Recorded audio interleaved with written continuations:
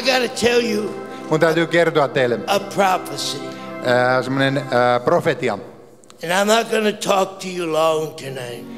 En aio kertoa teille sitä, niin God loves Finland. Jumala rakastaa Suomea. He loves Finland. Hän rakastaa Suomea For several special reasons.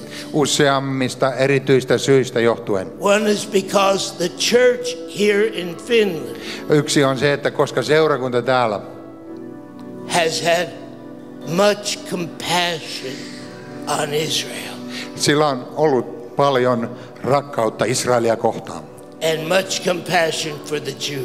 ja juutalaisia kohtaan. And God loves you Ja Jumala rakastaa teitä because of that. sen vuoksi.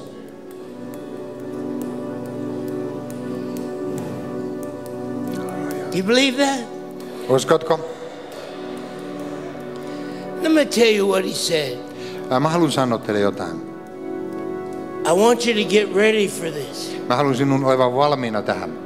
because you are about to see in Finland Koska olet tulevaisuudessa näkemässä something you have never seen before. jotain sellaista, mitä et ole koskaan ennen nähnyt. A powerful spiritual force.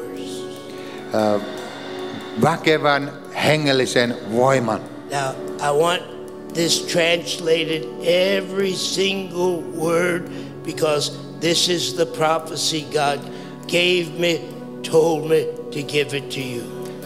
Haluan kertoa tämän hyvin tarkasti sen tähden, että Jumala antoi sen minulle teille kerrottavaksi.